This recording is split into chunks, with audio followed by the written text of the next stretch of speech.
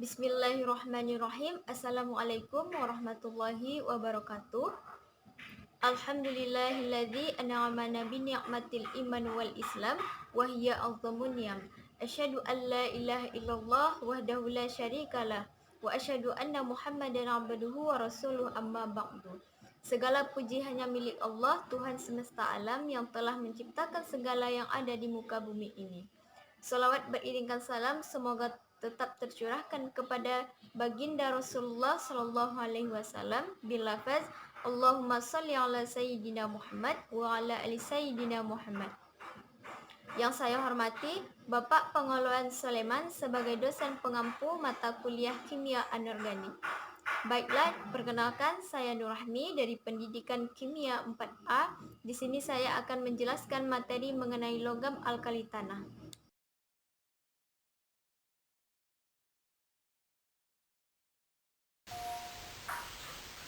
Adapun sebab yang akan dibahas pada logam alkali tanah yaitu yang pertama sumber logam alkali tanah, yang kedua ekstraksi logam alkali tanah, yang ketiga sifat kimia dan sifat fisika, yang keempat penggunaan senyawa dan senyawaan, yang kelima mengetahui oksida, hidroksida, karbonat, sulfat, nitrat, halida dan karbida.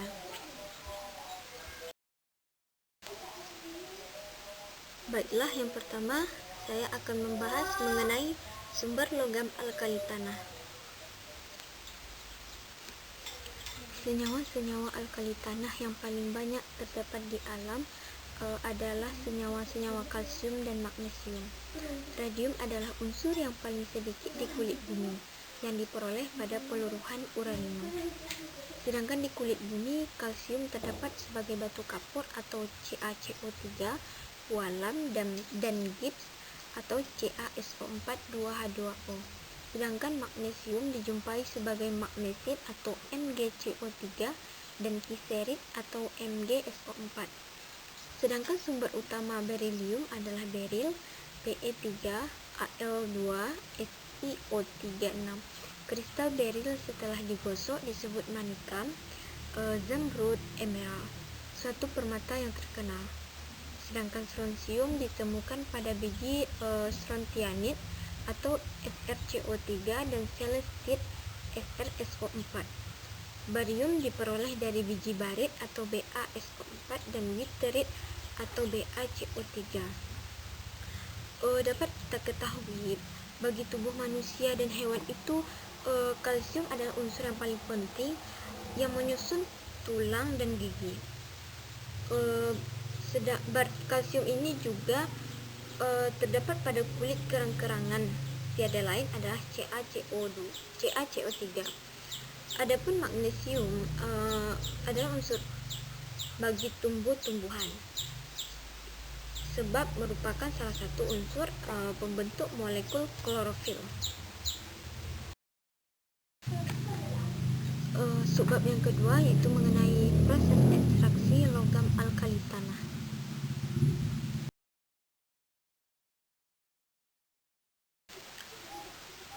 Proses ekstraksi yang pertama yaitu pada berilium atau Be. Pada metode reduksi, sumber utama Be ini adalah beril atau Be3Al2SiO6 3 kali. Beril dipanaskan pada suhu 700 derajat Celcius dengan Na2SiF6 untuk menghasilkan BeF2. Selanjutnya BeF2 ini direduksi untuk menghasilkan logam Be, yaitu dengan reaksi BeF2 direaksikan dengan Mg pada suhu 1300 derajat Celcius menghasilkan MgF2 yang direaksikan dengan Be. Sedangkan pada metode elektrolisis, Be ini dapat diekstraksi dari lelehan BeCl2 yang sudah ditambah NaCl. NaCl tersebut ditambahkan dikarenakan BeCl2 tidak dapat menghantarkan listrik dengan baik. Reaksinya yaitu katodenya adalah Be2+ bereaksi dengan 2 menghasilkan Be. Sedangkan anodenya adalah 2Cl- menghasilkan Cl2 dan 2-.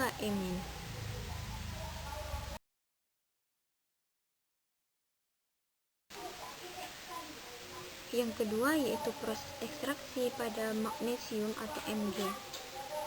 Pada metode reduksi, sumber Mg ini adalah dolomit atau MgCaCO3 dua kali. Dolomit ini dipanaskan sehingga terbentuk MgOCaO. Lalu MgOCaO ini dipanaskan dengan FeSi untuk menghasilkan Mg. Sedangkan pada metode elektrolisis, sumber utama logam Mg ini adalah air laut. Mg dalam air laut ini didapatkan dengan mereaksikan air laut dengan CaO. MgOH2 direaksikan dengan HCl untuk MgCl2.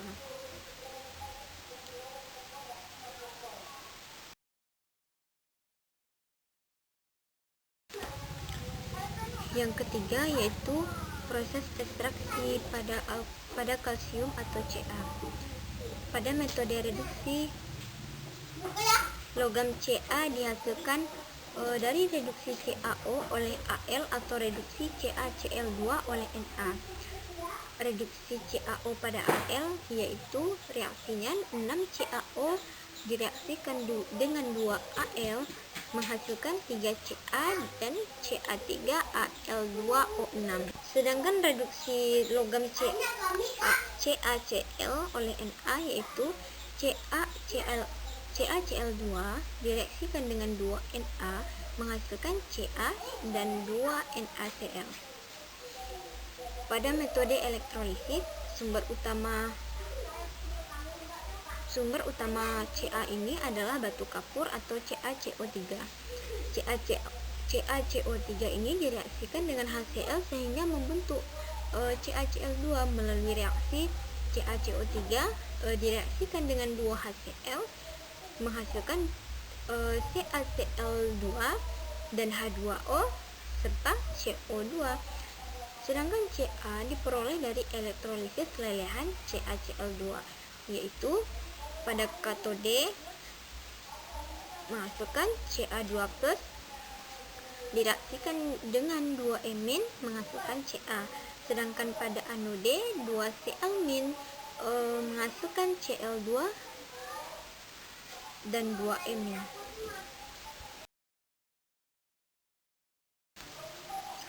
Proses ekstraksi yang ketiga yaitu pada strontium atau Sr. Pada metode elektrolisis, sumber utama Sr ini adalah selestit atau SrSO4. Senyawa ini diproses menjadi SrCl2. Sr ini dapat diperoleh dari elektrolisis lelehan SrCl2 yaitu sebagai berikut. Sebagai katode yaitu Sr2+ dan 2-, menghasilkan Sr. Sedangkan pada anode 2Cl- menghasilkan Cl2 dan 2-.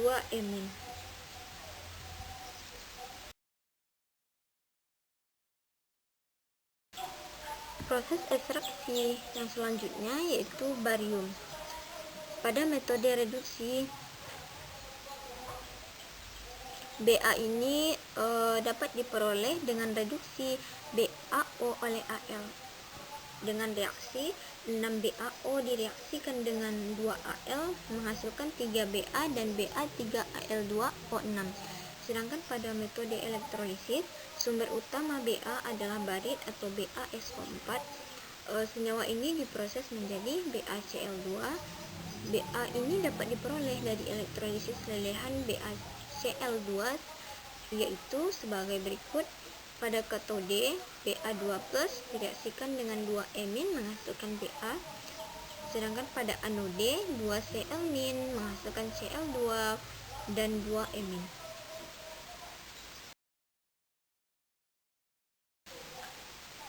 Proses ekstraksi yang selanjutnya yaitu radium atau Ra. Pada metode elektrolisis, Ra diperoleh dari elektrolisis lelehan RaCl2 sebagai berikut. Sebagai katode, Ra2+ direaksikan dengan 2 menghasilkan Ra. Sedangkan pada anode, 2Cl- menghasilkan Cl2 dan 2 Penjelasan selanjutnya yaitu mengenai sifat-sifat logam alkali tanah. Yang pertama, sifat fisika pada logam alkali tanah. Pada sifat fisika, logam alkali tanah ini memiliki kecenderungan sifat fisik secara keseluruhan dari unsur-unsurnya, yaitu yang pertama, memiliki konfigurasi elektron Ns2, yang kedua, merupakan reduktor yang kuat, yang ketiga, logam relatif lunak, yang keempat, berwarna perak mengkilap, yang kelima, memiliki kerapatan lebih tinggi, yang keenam, memiliki titik leleh lebih tinggi, yang ketujuh, mudah melepaskan elektron.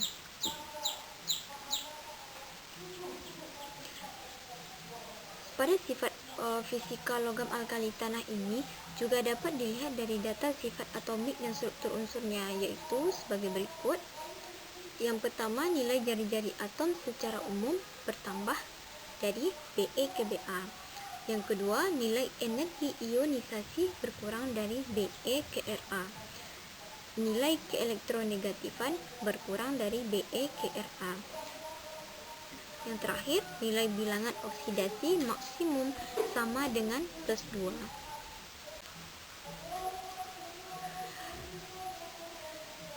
Dari data sifat fisika logam alkali tanah dapat dilihat bahwa ada keteraturan sifat-sifat fisik logam alkali tanah, yaitu sebagai berikut. Yang pertama yaitu kerapatan bertambah dari Be ke Ra. Di sini nilai kerapatan itu bergantung dari massa atom, jari-jari atom, dan faktor kerapatan atom per unit sel. Pada nilai kerapatan semakin besar jika massa atom bertambah dan faktor kerapatannya, dan sebaliknya. Pada logam alkali tanah ini, massa atom dan jari-jari atom meningkat dari Be ke Ra, sedangkan faktor kerapatan sedikit menurun. Karena nilai kerapatannya bertambah, maka jelas bahwa kenaikan nilai massa atom lebih besar dibandingkan kenaikan jari-jari atom dan penurunan nilai faktor kerapatan. Yang kedua, kekerasan berkurang dari Be ke Ra. Sedangkan pada kekerasan, penurunan nilai kekerasan ini dijelaskan dari penurunan kekuatan ikatan logam dari Be ke Ra. Hal ini terjadi karena disebabkan tarik-menarik antara ion positif dengan awan elektron, karena semakin melemah akibat bertambahnya jari-jari atom Be ke Ra. Selanjutnya, titik leleh berkurang dari Be ke Ra. Selanjutnya, titik didih berkurang dari Be ke Ra. Dan daya hantar listrik dan panas. Pada penurunan daya hantar panas ini dan listrik logam alkali tanah dari Be ke A sama halnya dengan untuk logam alkali. Penjelasan selanjutnya yaitu mengenai penggunaan dan senyawaan logam alkali tanah. Selanjutnya, penggunaan senyawa alkali tanah untuk magnesium. Yang pertama, paduan atau aliasi maksimum 10% dan aluminium 90%. Yang disebut magnesium yaitu bersifat ringan dan kuat, sehingga digunakan pada konstruksi pesawat udara serta pada peralatan rumah tangga. Barangkali di rumah Anda tersimpan tangga logam yang terbuat dari magnesium. Yang kedua, lampu kilat untuk fotografi menggunakan kawat magnesium dalam oksigen, karena pembakaran magnesium akan menimbulkan cahaya yang menyilaukan. Yang ketiga, logam magnesium dipakai sebagai pencegah korosi pada pipa besi dalam tanah atau dinding kapal laut. Yang keempat, magnesium digunakan sebagai reduktor untuk penyediaan logam berilium dan uranium. Sedangkan penggunaan senyawa alkali tanah pada berilium yang pertama yaitu logam berilium yang sangat ringan dipakai sebagai kerangka rudal atau misil dan pesawat ruang angkasa. Yang kedua, berilium transparan terhadap sinar X sehingga digunakan sebagai jendela tabung sinar X. Yang ketiga, sebagai reaktor nuklir, berilium dipakai sebagai moderator neutron. Yang keempat, berilium dan tembaga bersifat keras dan tidak menimbulkan nyala api saat tersentuh aliran listrik. Campuran BeCu ini diolah menjadi peralatan obeng, kunci pas, dan lainnya yang dipakai para pekerja dalam ruangan yang eksplosif. Selanjutnya yaitu mengenai senyawaan alkali tanah. Yang pertama, MgOH2 yaitu digunakan sebagai antasida atau obat mah. MgSO4 digunakan sebagai garam Inggris, obat pencahar usus, penawar keracunan, sedangkan barium yaitu pupuk bagi tanaman dan zat tambahan makanan ternak. Senyawa MgCO3 digunakan sebagai bahan cat campuran asbes untuk menyalut pipa-pipa panas.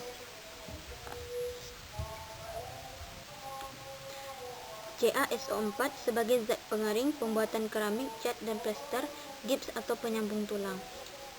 Selanjutnya CaC2 sebagai bahan pembuat gas asetilena.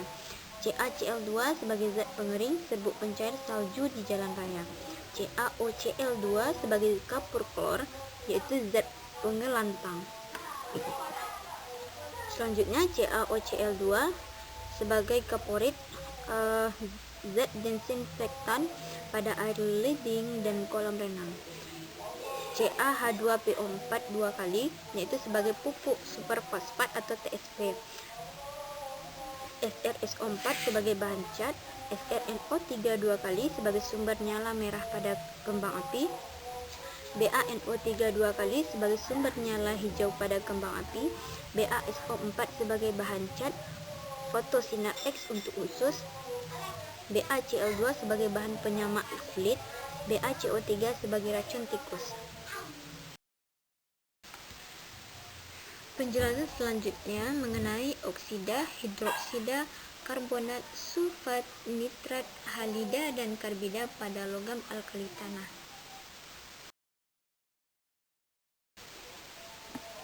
Yang pertama, alkali tanah oksida.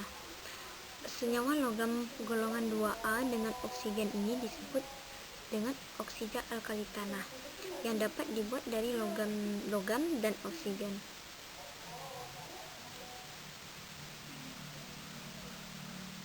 Yaitu seperti 2L, L itu merupakan logam alkali tanahnya.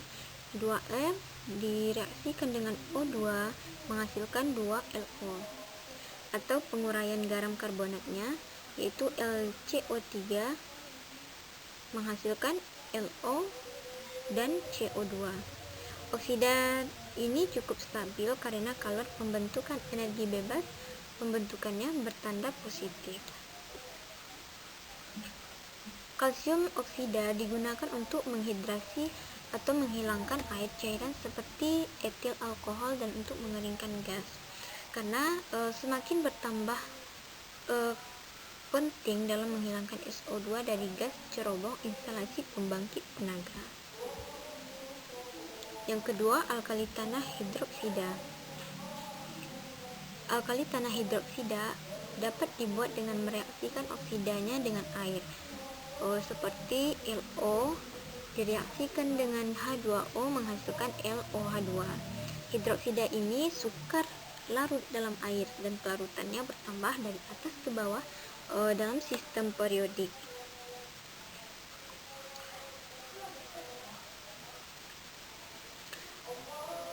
Magnesium hidroksida adalah susu atau bubur magnesia yang kita kenal baik, yaitu suspensi pekat atau penetralan asam yang sejak lama digunakan sebagai obat dalam rumah tangga.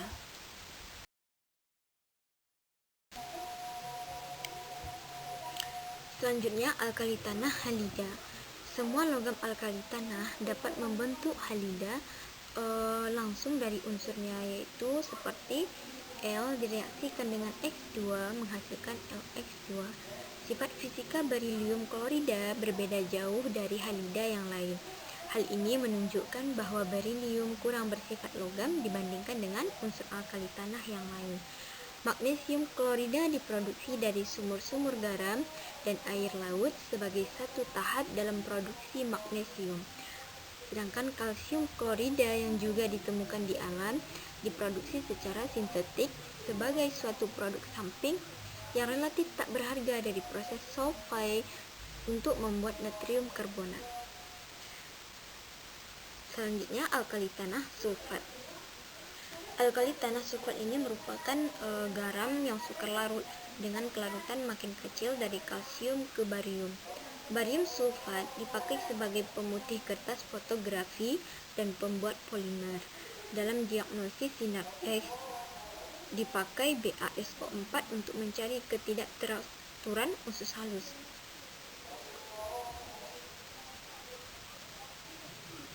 Usus yang telah diisi BaSO4 ini akan dipotret karena senyawa ini tidak tembus sinar X. Digunakan untuk pupuk, pelengkap makanan hewan, dan berbagai penggunaan dalam industri tekstil. Alkali tanah karbonat. Senyawa kalsium karbonat atau CaCO3 terdapat dalam batu kapur dan marmer. Sedangkan dolomit mengandung MgCO3 dan CaCO3.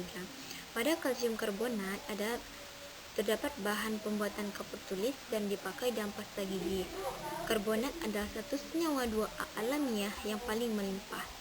Kalsium karbonat ini diendapkan pada dasar samudra sebagai kulit tiram yang rendah, sebagai bunga karang yang seperti rendah, dan dalam bentuk-bentuk lain.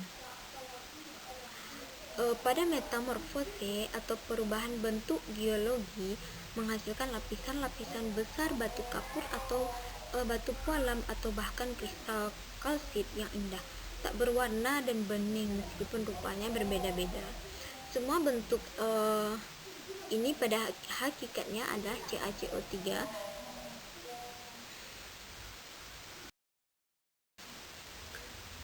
Selanjutnya, saya akan menjelaskan mengenai unsur logam alkali tanah. Sejarah Be ini nama berilium ini sendiri berasal dari bahasa Yunani atau berilos, beril. Berilium pernah dinamakan glucinium atau itu dari Yunani glikis, manis, karena rasa manis garamnya. Unsur berilium ini ditemukan oleh Louis Vauquelin sejak tahun 1798 dengan bentuk oksida dalam beril dan dalam zumrud. Berilium ini mempunyai titik lebur tertinggi di kalangan logam-logam ringan. Berilium mempunyai konduktivitas panas yang sangat baik, tidak magnetik dan tahan karat asam nitrat. Sedangkan pada suhu dan tekanan ruang, berilium tidak teroksidasi saat terpapar udara. Kemampuan berilium ini untuk menggores kaca kemungkinan disebabkan oleh pembentukan lapisan tipis oksidasi. Adapun kegunaan Be ini antara lain yang pertama yaitu alloy. Tembaga digunakan berbagai kegunaan karena konduktivitas listrik dan konduktivitas panas, kekuatan tinggi dan kekerasan, sifat yang magnetik dan juga tahan karat serta tahan fatih atau logam, termasuk pada pembuatan elektroda, pengelasan bintik pegas, peralatan elektronik tanpa bunga api, dan penyambung listrik. Baiklah, yang pertama saya akan membahas mengenai sumber logam alkali tanah.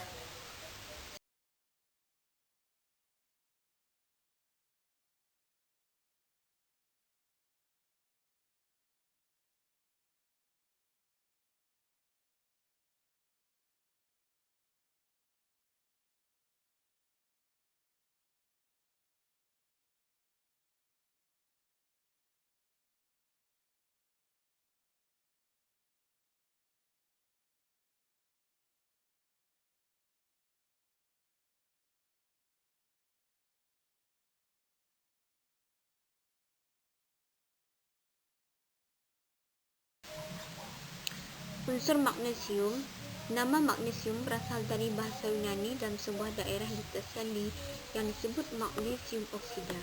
Magnesium merupakan unsur ketujuh paling berlimpah dalam kerak bumi oleh massa dan kedelapan oleh molarity. Hal ini ditemukan pada jumlah besar dari deposit magnesit, dolomit, dan air mineral, di mana magnesium ion yang larut. Adapun kegunaan dari magnesium ini yaitu membuat logam campur, misalnya perpaduan antara magnesium dan aluminium yang sering disebut magnesium sebagai komponen pesawat terbang, rudal, baik truk dan sebagainya. Membuat kembang api dan lampu blitz, melapisi tanur dan pembakaran semen. Bahan obat mah untuk menghapus belerang dari besi dan baja. Adapun senyawa-senyawa magnesium diantaranya yaitu sebagai karbonat, diantaranya magnesit, MgCO3, dolomit atau MgCaCO3. Sebagai sulfat yaitu terdapat kieserit, MgSO4H2O, kainit, KCl-MgSO4 3H2O, garam Epsom, MgSO4 7H2O yang disebut juga garam Inggris. Sebagai silikat yaitu terdapat olefin, MgSiO4, asbestos, CaMg2, SiO3 5 kali. Magnesium ini dibuat dengan cara mengelektrolisis magnesium klorida dari air laut, di mana gamping yang diperoleh dari kulit kerang. Kulit kerang ini terdiri dari kalsium karbonat yang hampir murni dibakar sehingga menjadi gamping. Selanjutnya yaitu unsur kalsium. Setelah mempelajari Berzelius dan Fontaine berhasil mempersiapkan campuran air raksa dengan kalsium atau amalgam dengan cara mengelektrolisis kapur di dalam air raksa. Duffy berhasil mengisolasi unsur ini waktu bukan logam kalsium murni. Kalsium merupakan unsur kelima terbanyak di kerak bumi. Unsur ini merupakan bahan baku utama di dunia tulang belulang, gigi, kerang, dan kulit telur. Kalsium ini ditemukan di alam dalam terkombinasi dengan unsur lainnya. Adapun kegunaan kalsium diantaranya yaitu dapat mencegah osteoporosis atau keropos tulang, mampu mencegah penyakit jantung, menurunkan risiko kanker usus, mengatasi kram, sakit pinggang, wasit dan rematik, mengatasi keluhan saat haid dan menopause, membantu mineralisasi gigi dan mencegah pendarahan akar gigi, meminimalkan penyusutan tulang selama hamil dan menyusui, mengatasi kering dan pecah-pecah pada kulit kaki dan tangan. Yang terakhir itu mengaktifkan pankreas.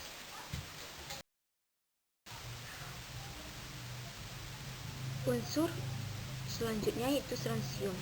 Strontium adalah logam halus berwarna perak putih atau logam kuning yang sangat reaktif secara kimiawi. Logam strontium berubah menjadi kuning jika terpapar udara. Di alam biasanya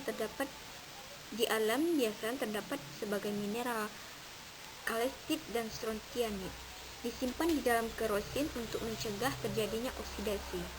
Logam strontium ini jika terkena udara akan bereaksi dengan cepat membentuk oksida dengan warna kuning. Serbuk logam strontium akan terbakar spontan pada suhu kamar. Adapun kegunaan strontium ini, strontium titanat memiliki indeks bias dan penyebaran optikal yang jauh lebih baik daripada berlian, membuatnya memiliki banyak kegunaan. Yang kedua, strontium karbonat, strontium nitrat, dan strontium sulfat biasanya digunakan dalam pembuatan kembang api untuk menghasilkan warna merah. Yang ketiga, strontium klorida digunakan dalam pasta gigi untuk gigi sensitif. Yang keempat, strontium oksida digunakan untuk menambah kualitas lapisan keramik. Yang selanjutnya itu strontium ranelat digunakan dalam penyembuhan osteoporosis. Unsur alkali tanah yang lain yaitu barium atau Ba. Barium bersifat lunak serta termasuk dalam unsur golongan alkali tanah. Barium murni ini tidak ditemukan di alam karena dapat bereaksi dengan udara. Oksidanya dikenal sebagai barita. Logam barium ini mirip dengan secara kimiawi, tapi lebih reaktif. Logam ini sangat mudah teroksidasi jika terpapar udara dan sangat reaktif dengan air atau alkohol, menghasilkan gas hidrogen.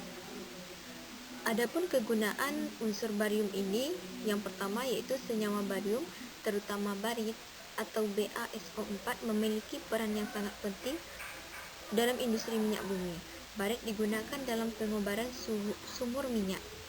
Yang kedua, barium karbonat dapat digunakan untuk racun tikus dan juga dapat digunakan dalam proses pembuatan batu bata. Berbeda dengan sulfat, karbon ini akan melarut di dalam perut, sehingga menjadi racun bagi tubuh. Senyawa-senyawa alkali tanah yang paling banyak terdapat di alam adalah senyawa-senyawa kalsium dan magnesium. Radium adalah unsur yang paling sedikit di kulit bumi, yang diperoleh pada peluruhan uranium. Sedangkan di kulit bumi, kalsium terdapat sebagai batu kapur atau CaCO3, walam dan gips atau CaSO4 2H2O. Sedangkan unsur radium atau Ra. Karena waktu paruhnya yang pendek dan intensitas radioaktifnya yang besar, senyawa radium cukup jarang ditemukan, kebanyakan terdapat di alam biji uranium. Adapun kegunaan dari unsur radium ini di masa yang lalu, yaitu Indonesia banyak menggunakan radium sebagai sumber radiasi yang dipakai dalam brachytherapy. Ada suatu radioterapi dengan zat radioaktif sebagai sumber radiasinya. Brachytherapy dilakukan dengan cara penyinaran pada jarak sangat dekat, bahkan pada kondisi tertentu. Sumber radiasi dimasukkan ke dalam tubuh pasien. Biasanya digunakan untuk terapi kanker leher rahim untuk keperluan medis. Adapun senyawa-senyawa radium diantaranya radium fluorida atau RaF2, radium klorida atau RaCl2, radium bromida atau RaBr2, radium iodida atau RaI2, radium oksida atau RaO, dan radium nitrida atau Ra3N2.